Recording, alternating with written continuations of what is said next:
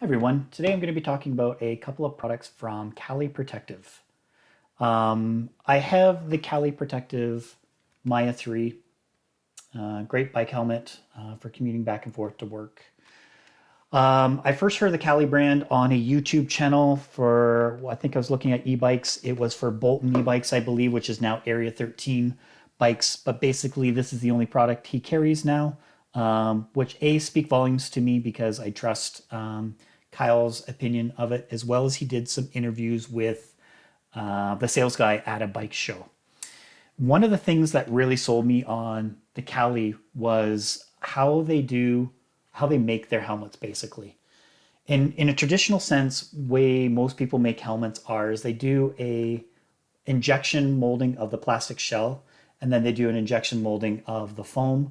They take those two components and they shove them in together to create a helmet, which for years that's worked. Cali has spent years trying to find a way to actually make that process even better, because when you do marry the two together, you can have defects that create an air gap between the plastic shell and the bottom. If you have a weird shape, like your helmet's only has to be engineered so that the styrofoam can slide into it. Whereas Cali doesn't have to engineer their product like that. They can engineer it so that it has really nice lines on it, because when they inject their foam into the shell, it will get into every nook and cranny of it. It will get into every spot. So they don't have to worry about engineering their helmets so that the insert can go into it. So when they're doing the insert or putting into the foam injection into it, it creates less air gaps in between the shell and the helmet. And I'll just show you from their webpage here what they say about it. So as you can see here, this is a traditional helmet here, and you may get spots where there's an actual impact area and then there's a space here. So this ends up creating a double hit. So you end up having an impact when it hits the plastic and then another impact when it hits the foam. As where Cali's, as you can see, the impact area here will show that it's basically you're gonna have a single impact, which is a lot safer. So that's part of the reason why I chose them. Better technology. We should be upgrading and using newer technologies as we find them. The other reason I chose Cali was because the way the company stands behind their product. Some of you may see the price of this helmet and just go, that's more expensive than my bike. But for me, my helmet or my head is worth everything. There is no turning the clock back after you get brain damage. Maybe you get lucky and the brain damage isn't permanent. But basically, if you ever get into an accident and you get brain damage, you're going to wish you spent a mere $130 US on a helmet that could have protected you better. Not to say that a $130 helmet is going to protect you way better than a $30 Walmart helmet will, but I trust a company that does what they do a little bit better than a Walmart company. And the reason why I say that is Cali actually has a warranty with their helmets that almost give you a lifetime warranty on the helmets. There's always caveats with everything. You can't run over your helmet with your car and then just go, oh, bro, can you replace it, please? But if you do get into an accident and your helmet malfunctions for some reason, Cali will basically send you a new helmet, but they'll also ask you how it failed. They're going to ask for pictures, and if it is something that they haven't seen before, they may ask you to send the helmet back so that their researchers can learn from that failure. To me, I don't know why, but that speaks volumes to me about a company that wants to improve their product with every failure. They're not willing to just say, this is the product, and if it fails, sorry, it just happens sometimes. When it comes to a bike helmet, like this is the Maya 3, I can imagine that this has been redesigned 3 times since the original, and they've taken into consideration all the failures that they have received from Maya 1 and Maya 2. So that's one of those things that this is why I would stand behind a company for a $130 helmet. It's not just about the price, it's about what the company does. And that price to me is worth what they're doing. So that's the Maya 3. Absolutely love this helmet. I use it for commuting back and forth to work. This helmet, I did the 12-hour test with it. I don't know if that's actually a thing that people do, but when I get bike helmets, I basically wear them for 12 hours in the house just to see how comfortable they are, because normally when you're out riding, you might be out for 3 or 4 hours, but if you can or wear a helmet for 8 hours and your head doesn't hurt, then that's a good helmet. So I put it through the 12-hour test. There were a little bit of pressure points on my head, but that's also just because most things aren't sitting on your head for 12 hours. They weren't sore. It was just one of those things that they did eventually they wore down a little bit. But I still felt comfortable in the helmet. It was only basically when I moved it around that I could feel that there were some pressure points there. But absolutely love my Maya 3, which is part of the reason why when I started mountain biking, why I decided to purchase the Cali Invader 2. So this is a full face mountain biking helmet from Cali. Has some nice cushions on the inside here that when you buy it comes with 3 different sizes depending on your head size. Really nice helmet. This one is a little bit more expensive. So as you see, it's 225 Canadian, or sorry, American. But again, when I'm riding in trails and stuff like that and doing mountain bike riding where I'm taking my bike off jumps, that type of thing, I want my head protected by a helmet that I know is going to, and at a little bit greater speeds that I'm going to be doing, or chances of hitting trees or stuff like that in a mountain biking trail. This makes me feel completely safe. So with the mountain biking riding in Ontario, basically it's dark here at 5 o'clock now that the daylight savings time is over. So I needed a way to mount some headlights onto my helmets. So I started looking around and found the obvious, using a GoPro mount with the 3M sticker on it, taking it and sticking it to the helmet, and then just putting a GoPro mounting base onto it, like this one here. I'll go back to full screen here just so you can see these parts. So something like that would snap into that component. I don't mind having something like this stuck. Like this one is a black on black, but if I did my other helmet, it is black on blue. You can't really do color matching. It kind of sucks. Plus these adhesive strips, they're only as good as their adhesive strips are. So there's a chance that it might fall off and you don't even know that it fell off when that adhesive lets go. So I started doing some searching on the internet, and when I first got my helmet for the Invader 2, I found a gentleman that does 3D printing and prints a really cool chin mount for a GoPro. And what that does is it's perfectly engineered, designed to snap right on the bottom of the helmet here. And then there is a place for a tie strap or a zip tie to pull around there and attach to that so that can't come off at all. But then that got me into thinking, because I didn't want to mount a light underneath my chin because there'd just be a weird spot for it, as well as there is no chin mount for type that I could use for my Maya 3. So I started looking across the internet for a mount, possibly like this 3D printed one, that would work with both my helmets, that I could find some way. So when searching for a light, I chose the Olight RN400. Got these off Amazon. I believe they were $35, $40. I think I paid $85 total for 2 of them with tax. Absolutely amazing lights that come with lots of accessories for mounting it. They come with these Garmin style, I'm going to call them quarter twist units. So I'm just trying to find a light here. So here's one of the lights here, and you can see on the base of them, they're like that. And they just quarter twist in, and now you have a light. You can also use these mounts for on your handlebar. So the one component here clips into the one side, and then the other side loops around. And they have a couple of different sizes so that you can adjust it for what handlebars you have specifically. But this makes it really easy to twist things on and off, use things specifically. So with that in mind, I had a whole bunch of solutions. They also make available, if I can find it here, I have a whole bunch of parts sitting on my desk, is they make the GoPro mount. So you quarter twist into it, and then you have the Garmin, or sorry, not the Garmin, the GoPro mount. So if you already have a GoPro mount on your helmet, it makes it easy to put one of these on it.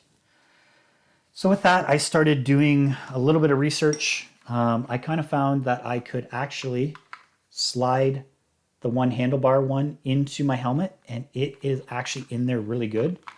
And then I was trying to find some way that I could use the strap that it comes with to actually like strap around and clip onto it, but they don't sell straps for long enough. I did end up finding out that a zip tie works really good, and then all you see is just a zip tie piece of black across there.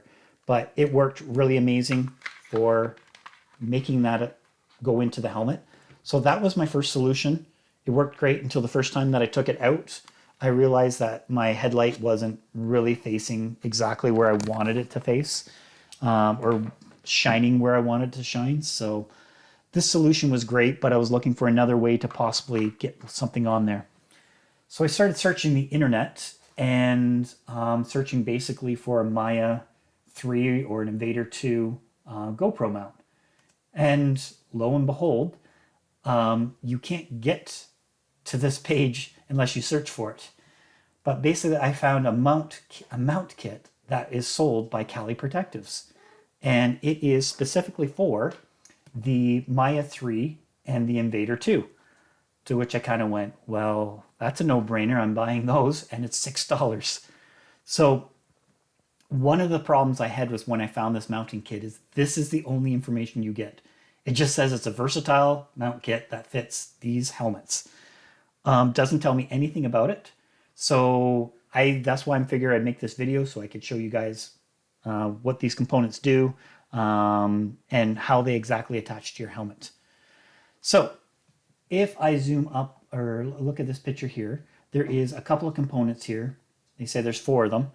So the first one is this one here, which is just basically a sliding rail system. You can see there's kind of a lip there to it that has a little bit of a detent at the front to slide something on and lock it into place. So what this is specifically for is that if I take my Invader 2 here, if I put this on top of the helmet, it fits perfectly in between these air holes, vent holes, whatever you want to call them there. So, and then you get an elastic. It's just this little, and then what you'll do is you would, I won't be able to show it to you unless it's off. You basically are going to hook it onto the legs here.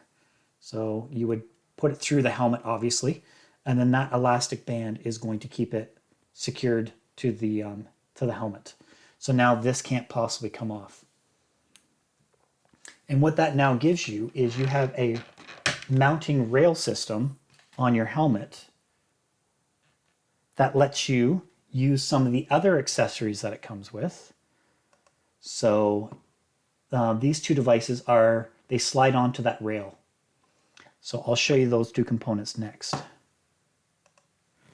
So what you end up getting, it's really hard to see from the one picture, but the one item is actually a GoPro mount. So there's what it is. The picture that they show is from above like that, and it's hard to tell that it's a GoPro mount just because it's in 2D. But what that allows you to do now is to take this, slide it on, pass that detent so that it clips up, and now there's no way for that to come off. And now I have a really nice mount for my whatever accessory I want to put on there that supports GoPro. So for instance, I have that light that I put onto the GoPro mount before. I can clip it onto there, and now I can take my flashlight and I can actually adjust it in whatever way I want to by putting in and then screwing it into place with one of the accessories here. Hard to do while looking at the video and doing it at the same time. So now I can tighten that and place it exactly where I want the lamp to be, which is, it's a great profile, looks good, looks nice. It's really sturdy. I really like the solution, as well as when I'm finished my ride, I can pull the elastic off, pull that off, and there's no longer anything on my helmet. So this is a really great solution. It does not come with, for some reason, I have no idea why, maybe to make it as cheap as possible, it doesn't come with a nut to go on the end. But I'm sure if you have any GoPro, you'll have 5 or 6 accessories that you never use that has an extra nut on the end that you can use. You could also just go to the hardware store, just like this 3D print did, and they just put a nut in there that's specific to the thread for the GoPro. So just take your GoPro stick with you and just find a nut that fits onto there. So this is a really great solution. One of the other things, there is the GoPro mount, as well as there is a, what I'm going to call is like a half barrel or a half cylinder type mount that goes onto it.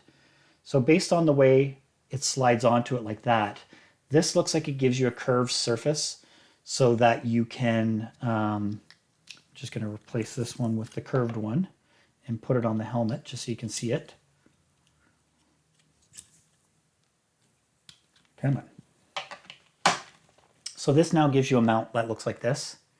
And I think this is for more heavy items that has a way to clamp onto this, as well as because it's a half circle, it gives you that capability of turning it just like the GoPro does, but without the need for a